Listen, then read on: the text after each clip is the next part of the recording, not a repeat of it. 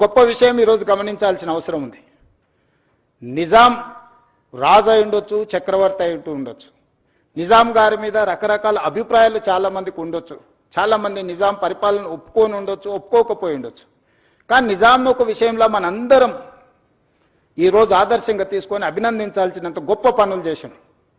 1908లో ఉప్పెన వచ్చి ఈ నగరాన్ని కమ్మేసినప్పుడు 10 నుంచి 15,000 మంది ప్రాణాలు పోయినప్పుడు ఈసా నది, మూసా నది ఈ నగరంని కప్పేసి ఉప్పెనగా మారి వేలాది మంది ప్రాణాలను బలిగొన్నప్పుడు నిజాం ప్రభువులు చెల్లించిపోయి ఈ నగరంలో ప్రజలకు ఈ ప్రమాదం ఉండకూడదు, ఏమి చెయ్యాలని ఆలోచన చేసి 1908 వచ్చిన ఫ్లడ్స్లో ప్రపంచంలోనే ఎక్స్పర్ట్స్ కోసం టెండర్ పిలిచి మోక్షగుండం విశ్వేశ్వరయ్యను ఒక గొప్ప ఇంజనీర్ని ఈ వరదల్ని నియంత్రించడానికి, ఈ ఉపద్రవం నుంచి తన నగరాన్ని, తన ప్రజల్ని కాపాడుకోవడానికి ప్రణాళిక సిద్ధం చేసి ఆనాడు వారిచ్చిన ఆదేశాల మేరకు మోక్షగుండం విశ్వేశ్వరయ్య ఇచ్చిన డిజైన్స్ అనంతగిరి కొండల్లో నుంచి వచ్చే మూసా నది, పరిగి ప్రాంతం నుంచి వచ్చే ఈసా నది, ఈ రెండింటి యొక్క వరదల్ని నియంత్రించడానికి, నియంత్రించిన నీళ్లను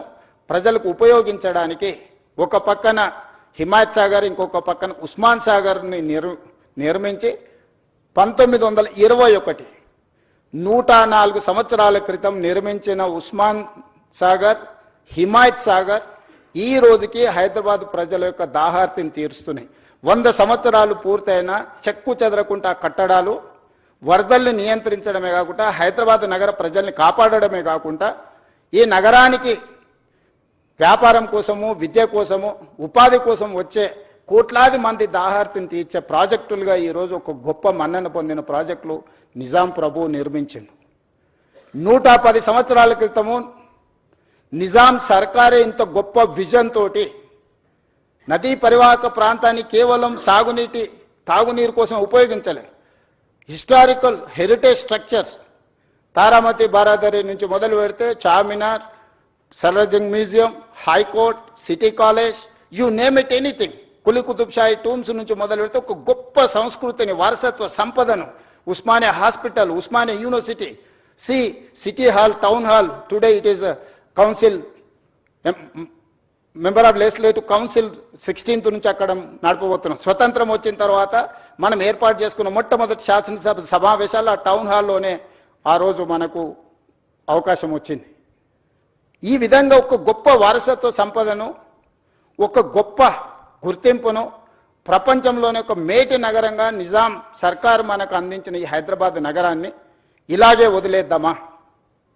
ప్రపంచంలో జరుగుతున్న పరిణామాలు, పర్యావరణ మార్పులను పరిగణలోకి తీసుకోవాల్సిన అవసరం ఉన్నదా లేదా మనందరం ఆలోచన చేయాలి. ఈరోజు నేను ఎవరిని విమర్శించదలుచుకోలేదు, విమర్శించిన సమయాన్ని నేను వృధా చేసుకోదలుచుకోలేదు. కానీ నేను విజ్ఞప్తి చేయదలుచుకున్నాను. 12 సంవత్సరాలు కేంద్రంలో అధికారంలో ఉన్నవాళ్ళు, 10 సంవత్సరాలు రాష్ట్రంలో అధికారం ఉన్నవాళ్ళు, అభివృద్ధి చేసి తెలంగాణ స్టేట్ని గ్లోబల్ ముఖ చిత్రంలో పెట్టినామని చెప్పేవాళ్ళు, లేకపోతే మాకు ఇంటర్నేషనల్ ఎక్స్పోజర్ ఉంది, లేకపోతే మాకు అపారమైన మేధా సంపత్తి ఉందని చెప్పేవాళ్ళు ఎందుకు ఈరోజు ఈ ప్రాజెక్టులను అడ్డుకునే ప్రయత్నం చేస్తున్నారు? ఎందుకు సూచనలు ఇవ్వడానికి ప్రయత్నం చేస్తలేరు? If I do something wrong, you tell me what is that wrong. You find out, you suggest. I am there to take your suggestions. I am there to implement your suggestions. But you are simply saying that no. No is not solution for Musi reservation. This is what my answer. This is how I am going to react. ఈ రోజు ఏం చెయ్యాలనుకుంటున్నామో సాంకేతిక పరంగా ప్రపంచంలో ఎక్స్పర్ట్స్ని అందరిని ఒక దగ్గర కూర్చోబెట్టి, మన్హాటన్ నుంచి మొదలు పెడితే Cushman Wakefield, Rio, these are the world's best experts in financial consultants, in water reservation and construction side. So we're paying almost 160 crores for those consultants for this project. We have not appointed this consultant just like that. We have called global tenders. We have seen everything. We have seen their completion projects.